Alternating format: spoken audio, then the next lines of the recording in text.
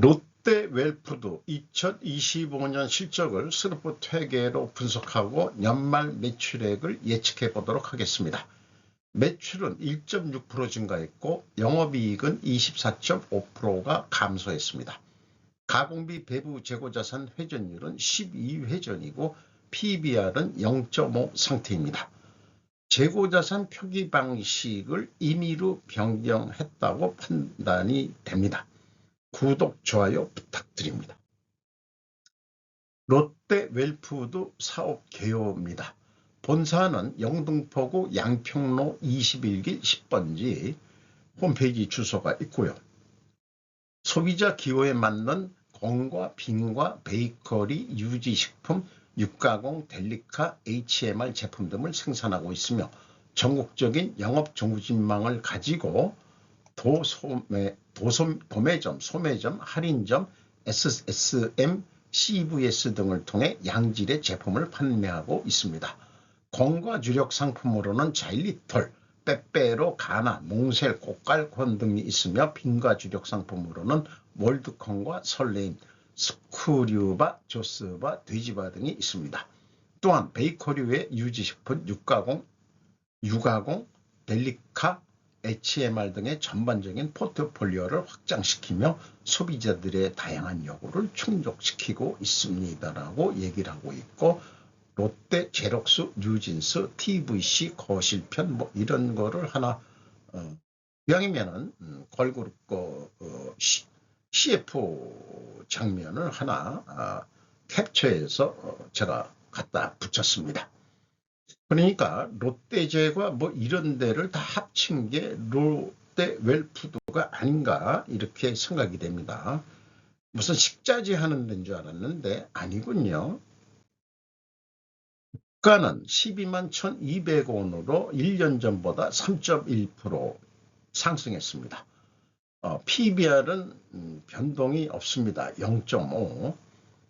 5% 이상 주주 롯데지주가 48.13%, 뭐 왕창 많이 가지고 있네요. 롯데알루미늄이 6.51%, 국민연금이 7.1%, 롯데장학재당이 5.33%, VIP 자산운용이 5%. 이 정도면은 시중에 유통되는 것은 별로 없겠네요. 거기다가 외국인이 14.24%를 가지고 있으니까 일반 개인 투자자들이 들어올 때는 별로 없는 거 아니냐 이런 생각이 또 들어가네요. 지분율을 롯데 지주가 너무 많이 가지고 있는 거 아닌가 하는 생각도 있습니다. 그러니 뭐 주가가 그렇게 좋아지지도 않고 그냥 평년으로 유지되는 것 같네요. 스루프스로 분석한 내용입니다. 매출은 3조 2,828억 원으로 1.6% 증가했습니다. 매출에 비례하는 매출 재료비 1조 7,476억 원으로 6.7% 증가했습니다. 그 갭이 플러스 5.1%이기 때문에 여기서 우리는 상품 및 매입 가격, 원재료 가격이 상승했다고 1차 추론을 할 수 있겠습니다.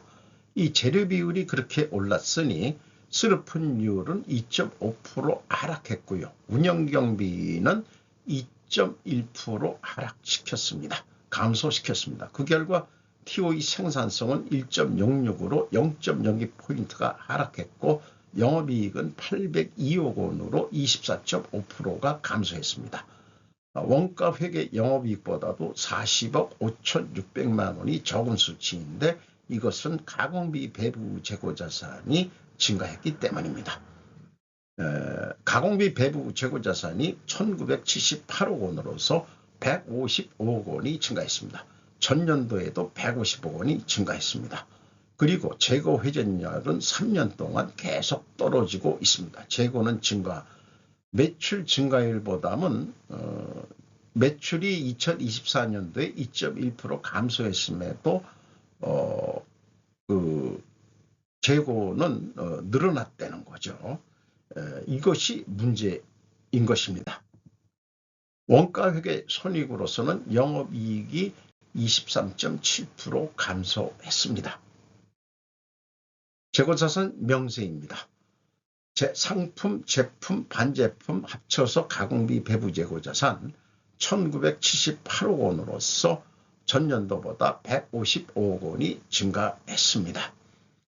2022년 전체 재고자산 외에 개별 재고자산액은 취득 원가액으로 공시된 금액임 따라서 WC액도 취득 원가로 돼 있어서 이 증감액이 2022년도 가격이 취득 원가로 되어 있는 거기 때문에 여기는 그 끝에 가가지고는 이 재고자산 평가 충당금 손실액을 빼준 금액이라서 그 재무상태표 전체 금액은 일치합니다만 그 내역은 다 더하면 이거보다 더 높게 나옵니다. 그래서 왜 이 표기 방식을 임의로 이렇게 막 바꾸냐, 어떠한 설명도 없이 분석에 오해를 하게 만듭니다.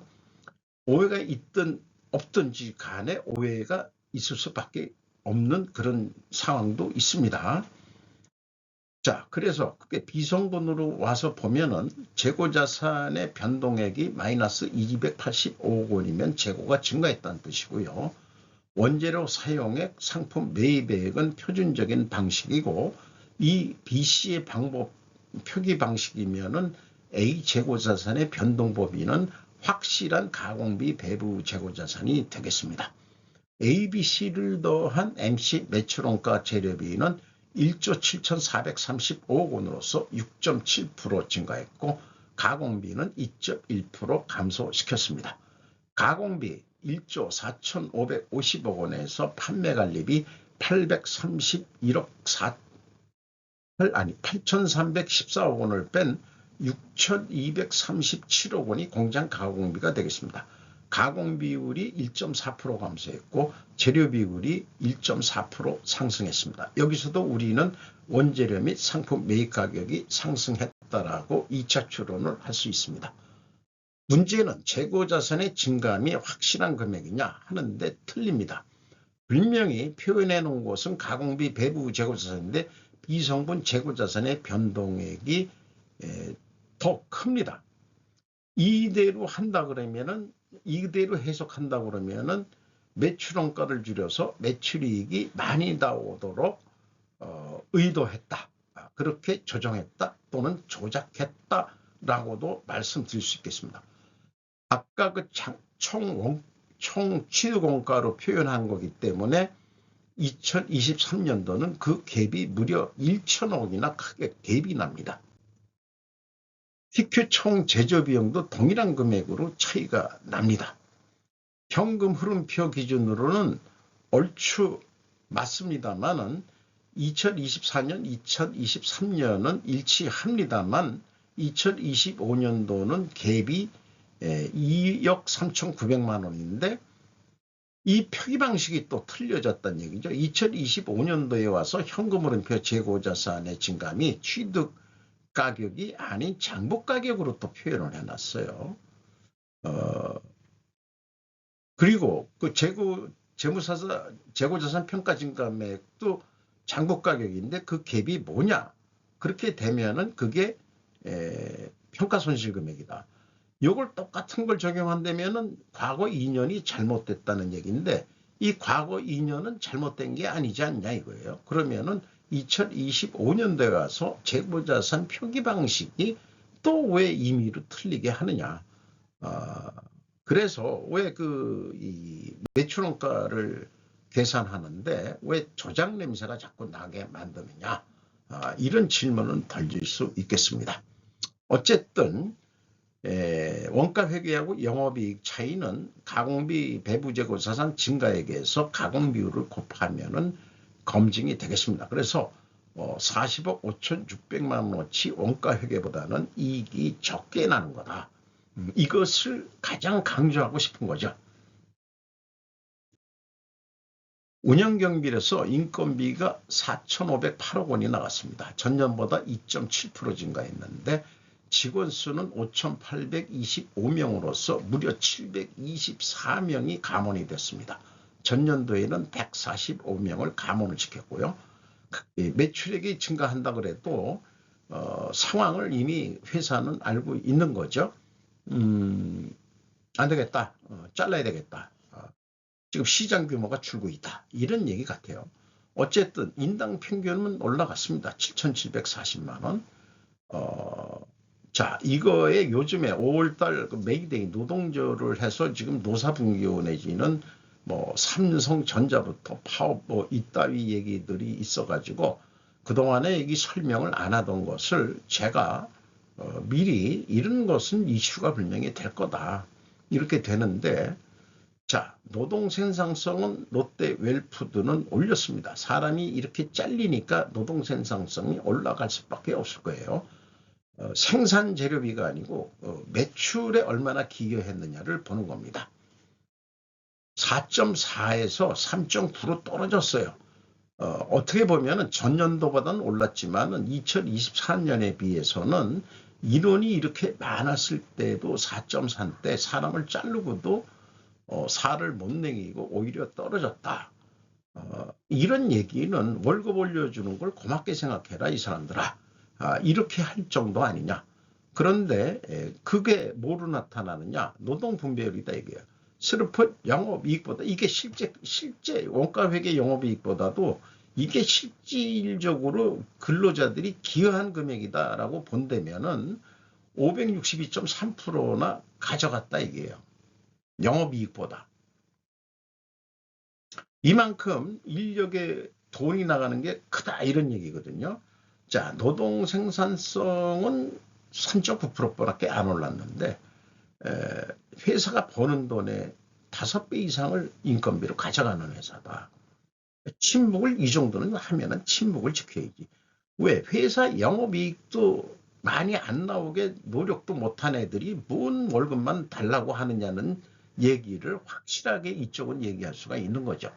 저는 그렇게 생각하는 바입니다. 판매 수수료율 3.5% 감소했고 지급 수수료율도 1% 감소했고 판매 촉진비도 광고 뭐 이런 것들 아까 그 화면에 무슨 걸그룹 이런 것도 광고를 줄일 수밖에 없는 거죠. 31.5%. 상황은 롯데헬프드가 하향세다 이런 얘기죠. 영향평가지표로서 재고 회전율도 떨어졌고요. 스루픈율도 떨어졌습니다. 동일 방향이면 일단 투명회계 과정을 세웁니다. 투자자본 이익률 ROIC 13.4%로 4.6%나 하락했습니다.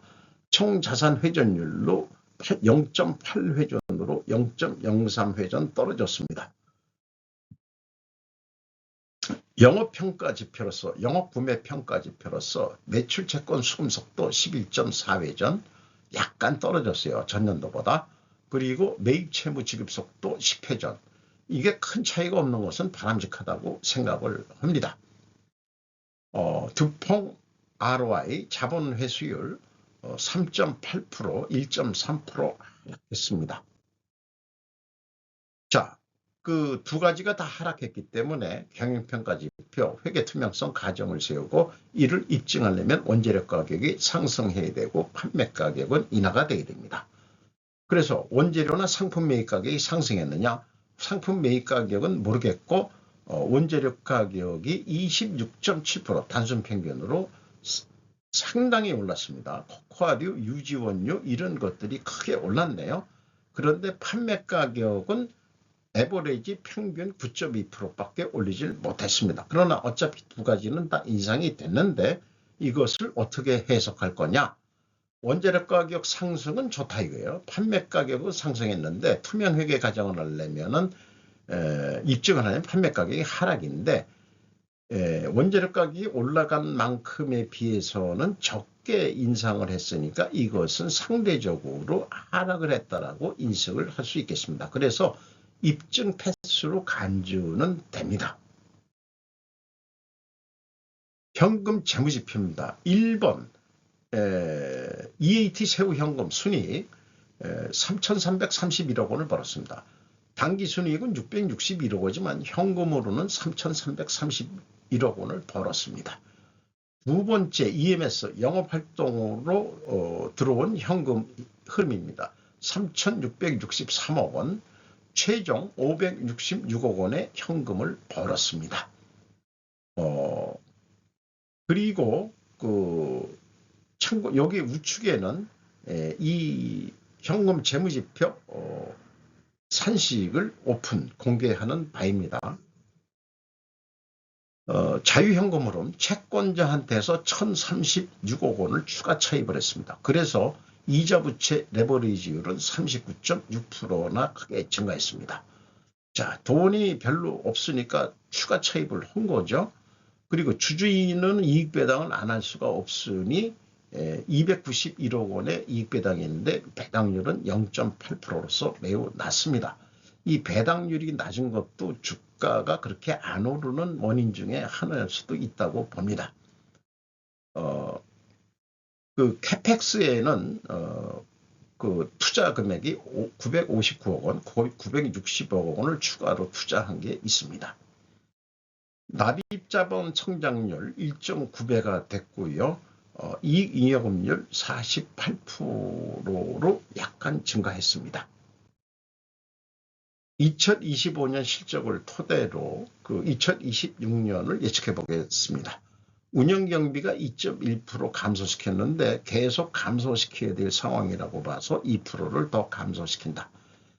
영업이익이 24.5% 내려갔는데 10%가 더 내려갈 것이라고 오래간만에 하향 경기가 안 좋고 2026년에 뭐 선거 뭐 이런 것들이 있는데 이런 애들한테 용돈도 많이 못 줄지도 모르고 선거 후유증으로 술, 담배가 많이 팔리지 않을까 저는 그렇게 생각을 합니다. 그래서 2026년도도 3조 2천억 정도로 예상을 합니다.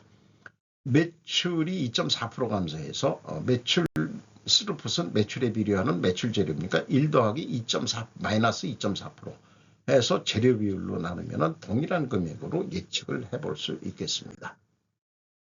자, 이것을 아까 뭐 식자재도 하고 뭐 그러니까 식자재 이런 거로 하든 아니면은 뭐 이렇게 이 과자류라든가 뭐 이런 거를 대기업에 납품하는 데가 어디 있을까요? 아니면 군부대에 뭐 예를 들어서 납품한다고 보자. 그럼 잠깐 톤당 320만 원에 팔기로 했다.